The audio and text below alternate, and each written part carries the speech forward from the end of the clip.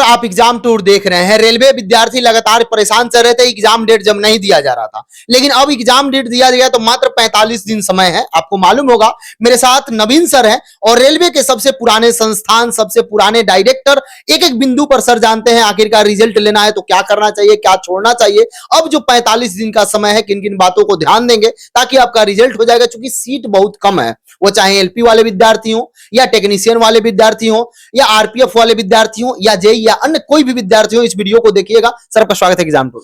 जी बहुत बहुत धन्यवाद। सर अब समय बहुत कम है, चूंकि इधर पर्व भी है, दुर्गा पूजा चल रहा है, उसके बाद छठ आएगा, दीपावली है, सब कुछ है।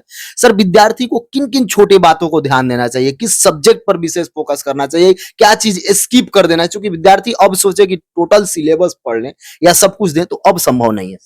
जैसे देखा जाए तो अभी फॉर्म भरा ही जा रहा है और पहले तो ये माइंड मेकअप छात्रों को करना होगा कि जिस बोर्ड को हम सेलेक्ट किए हैं सबसे बेस्ट है, उससे अच्छा कुछ नहीं है। आप कोई बेस्ट नहीं बताइएगा?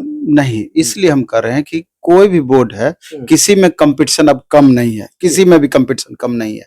इसे लेकर के थोड़ा कम या ज्यादा जो भी है, जिस बोर्ड को सेलेक्ट किए हैं आप, एक वीडियो हम बनाए थे इस पर कि किस आधार पे बोर्ड का सिलेक्शन करना चाहिए, क्योंकि पार्टिकुलर खास बोर्ड हम बता नहीं सकते हैं, क्योंकि फिर उसी में भीड़ ज्यादा हो जाएगी, बच्चे प्रभावित होंगे।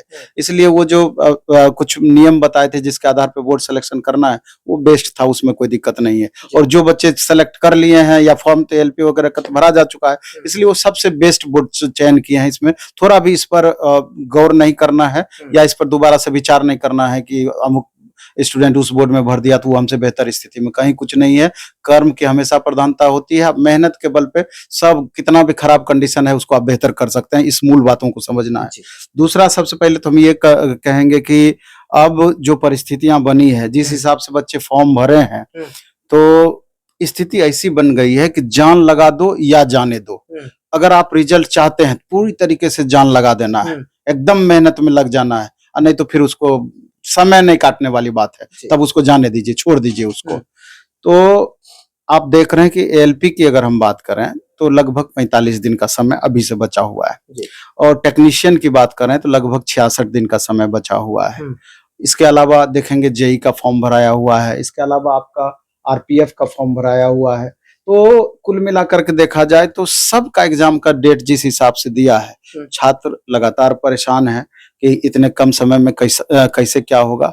तो समय कितना भी रहे, यही 4 महीना आपको टाइम 5 महीना मिल जाता तब भी बहुत फर्क नहीं पड़ता, क्योंकि आप पहले से मेहनत कर रहे हैं, लगातार आप मेहनत कर रहे हैं। तो अब बात है कि इतने कम समय में क्या हम अपनी खास रणनीति बनाएं जिससे कि जो भी अभी हम मार्क्स ला पा रहे हैं 5-10 मार्क्स हम बढ़ा पाए, क्योंकि एक एक मार्क्स का इतना ज्यादा महत्व है कि एक मार्क्स यहाँ पर नॉर्मलाइजेशन आपका होगा। तो एक मार्क्स अगर आप टफ क्वेश्चन बनाएंगे तो फ्लक्चुएशन देखने में पॉइंट का उतना ही ज्यादा महत्व रहेगा। बहुत सा एक मार्क्स के अंतर पर हजारों छात्रों में उथल पुथल संभव है। नॉर्मलाइजेशन और निगेटिव दोनों है, तो नॉर्मलाइजेशन विथ परसेंटाइल होगा या किस तरीके से? नहीं, एक्चुअली में नॉर्मलाइजेशन विथ परसेंटाइल का जो अपना रूल है उसी चीज को फॉलो किया जाता है, वही फॉलो होता है। इसमें क्या होता है कि अगर आपके सिटिंग में टफ क्वेश्चन पकड़ा गया तो फ्लक्चुएशन ज्यादा देखने को मिलेगा, इजी क्वेश्चन में फ्लक्चुएशन कम देखने को मिलेगा। इसमें घबराहट बिल्कुल भी नहीं होनी चाहिए, क्योंकि जब भी एक से अधिक सिटिंग में एग्जाम होता है प्रोसेस यही अपनाया जाता है और यही बेस्ट प्रोसेस है, इस बात को मान करके चलना है। तो मेरा ये कहना था कि जैसे एएलपी की बात करें या टेक्नीशियन का या जो भी अभी आगे अपकमिंग एग्जाम है रेलवे का, 3 महत्वपूर्ण पेपर है। अगर एएलपी, टेक्नीशियन, जेई की बात करें तो इसमें मैथ है, रीजनिंग है, इसके अलावा साइंस है। 3 ये महत्वपूर्ण है। हम 8 सेक्शन को या करंट स्टैटिक को भी इग्नोर नहीं कर सकते हैं। 10 मार्क्स का ही है, लेकिन 10 मार्क्स का अपना अलग महत्व है। एक मार्क्स के बारे में आपको बताए, इसलिए इग्नोर किसी को नहीं करना है, लेकिन जो ज्यादा मार्क्स का है स्वाभाविक रूप से उस पर ज्यादा फोकस हमको करना चाहिए।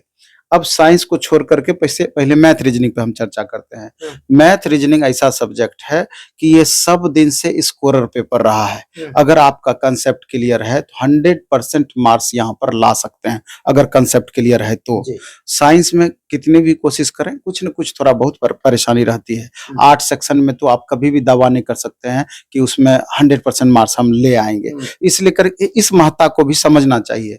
अब सवाल रहा कि मैथ और रीजनिंग में 100% मार्क्स हम कैसे लाएं, ये बहुत महत्वपूर्ण सवाल है। तो ये डिपेंड करता है कि स्टूडेंट बाय स्टूडेंट अलग अलग डिपेंड करता है, आपका कंसेप्ट कितना बेहतर है, कितना कंसेप्ट क्लियर है। स्वाभाविक रूप से उसी हिसाब से क्वेश्चन आप सॉल्व कर पाइएगा। तो चूंकि समय कम है और हमको बेहतर करना है, तो इसके लिए सबसे पहले आपको चाहिए कि 2019 में जो एग्जाम हुआ, 2018 का एलपी छोड़ दीजिए, उससे कंपैरिजन मत कीजिए, वहां उस समय क्वेश्चन का लेवल अलग था। लेकिन 2019 वाला एग्जाम ग्रुप डी का और एनटीपीसी का हुआ, उसमें लेवल को अपग्रेड किया गया और रीजनिंग में देखा गया है कि लगातार लेवल में बदलाव हमेशा रेलवे करती रही है और 2019 के एग्जाम में मैक्सिमम अपर लेवल तक ले गई।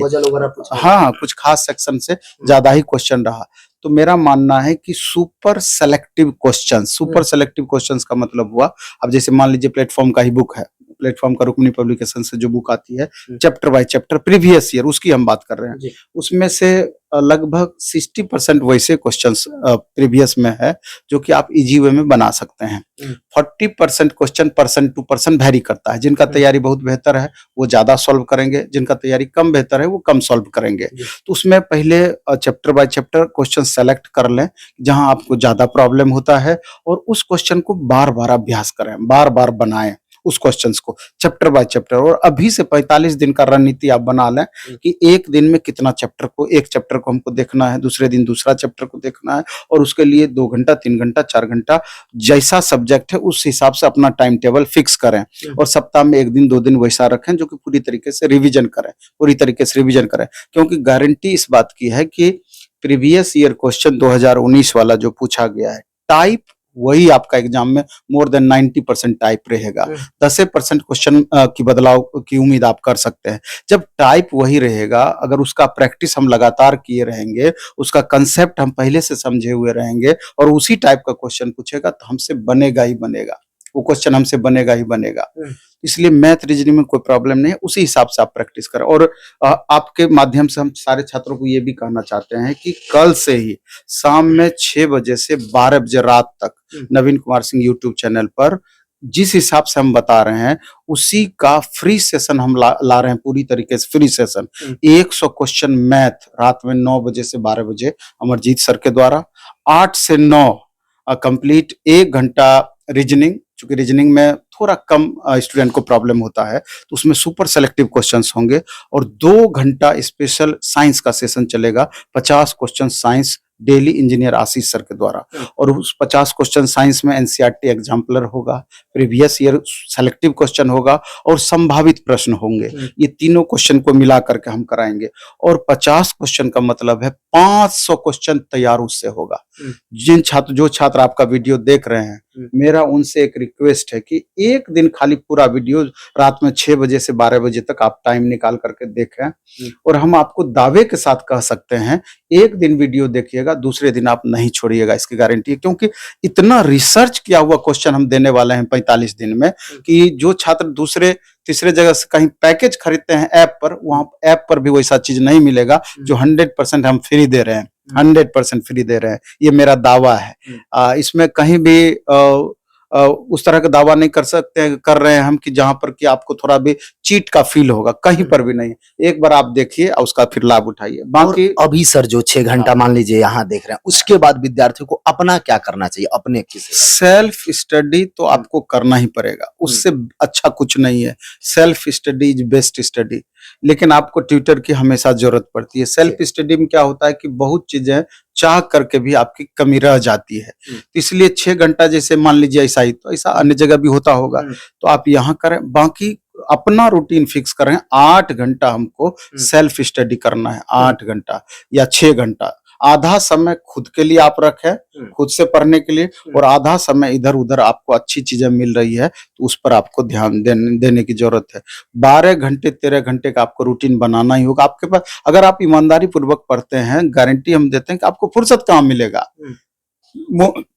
जितना मेहनत करेंगे उतना ही लगेगा कि ओवरलोडेड आप हैं। मेहनत करना छोड़ दीजिए, पढ़ना छोड़ दीजिए, कहीं एकदम निश्चिंत 100% रहेंगे आप। टीसीएस को देखा जा रहा है हर बार अपने अपने किसी खास सब्जेक्ट में कुछ ना कुछ इजाफा करता है, और ऐसे तो सब सब्जेक्ट मैनेज करता है, लेकिन कुछ ऐसा सब्जेक्ट होता है। पिछला बार देखिए रेलवे में तो ये रीजनिंग जो था उसमें बहुत सारा बदलाव किया, हर बार कुछ ना कुछ करता है सर इसको। जैसे ये बात आप सही बोले और इसी चीज को देखते हुए कि जी। आगे कितना हद तक और बदलाव में जा सकता है।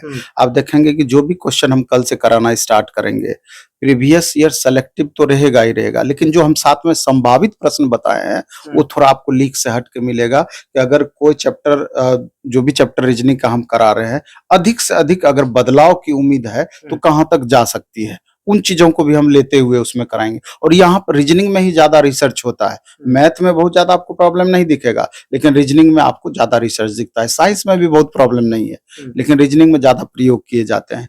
तो उसी प्रयोग के आधार पर हम भी ये लगातार प्रयोग हमेशा करते रहते हैं। और जो पटना में छात्र रहते हैं या ऑफलाइन मोड में करते हैं, बुक भी अपना उपलब्ध है, सारा प्रैक्टिस वर्क बुक उपलब्ध है और डेली टेस्ट का भी प्रोविजन है, जो 14 तारीख से पुनः दुर्गा पूजा के बाद स्टार्ट हो जाएगी। तो यहाँ सेंटर पर भी आकर के बाइलिंगुअल क्वेश्चन रहता है और एकदम मिनिमम कॉस्ट में टेस्ट होती है और हजारों की संख्या में अभ्यर्थी रहते हैं।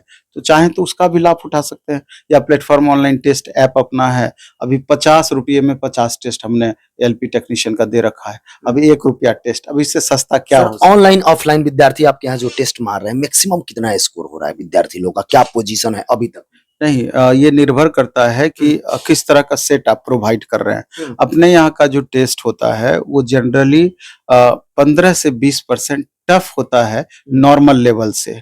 तो मेरे यहाँ अगर कोई 50 ला रहे हैं 75 में, तो आप समझ सकते हैं कि एग्जामिनेशन हॉल में और आपका 15% से 20% बढ़ा हुआ मार्क्स आएगा, उससे कम की तो उम्मीद ही नहीं कर सकते हैं। तो जो टॉपर रहते हैं तो 52, 55, 56, 58 वो सेट पे निर्भर करता है। मेरे यहाँ 50 नंबर आने का मतलब है कि दूसरे जगह का सेट बोले या फिर जो रेलवे का अपना पैटर्न है उसमें अच्छा खासा बढ़ा हुआ मार्क्स उनको आएगा। अगर 40 भी नंबर आ रहा है तो वो समझेंगे कि 50 के बराबर हमारा आ रहा है। इस हिसाब से, क्योंकि हम मान लीजिए क्वेश्चन का लेवल बहुत लो कर दें, आप बहुत मार्क्स ले आए तो बहुत बार आप तीर नहीं मार देंगे। क्वेश्चन वैसा सेट होना चाहिए कि अगर 2-4 क्वेश्चन भी जो आप नहीं जान रहे हैं, अन्य बच्चे नहीं जान रहे हैं, उस तरह का क्वेश्चन हम आपको प्लस करवा दिए तो वो एग्जाम में आपको भीड़ से अलग कर देगा और कहीं ना कहीं उद्देश्य यही रहता है। तो जो भी विद्यार्थी देख रहे हैं उनसे मेरा विनती है कि आप कोई भी किसी भी प्रकार का रेलवे से रिगार्डिंग कोई प्रश्न हो तो आप कमेंट सेक्शन में जरूर कमेंट करें और नेक्स्ट इंटरव्यू में उसको हम शामिल करेंगे। प्रतिदिन मेरा प्रयास रहेगा कि कुछ ना कुछ रेलवे को लेकर आपको जानकारी दिया जाए और एग्जाम टूर को आप जरूर सब्सक्राइब कर लें। सर, समय देने के लिए बहुत बहुत जी, बहुत बहुत आभार।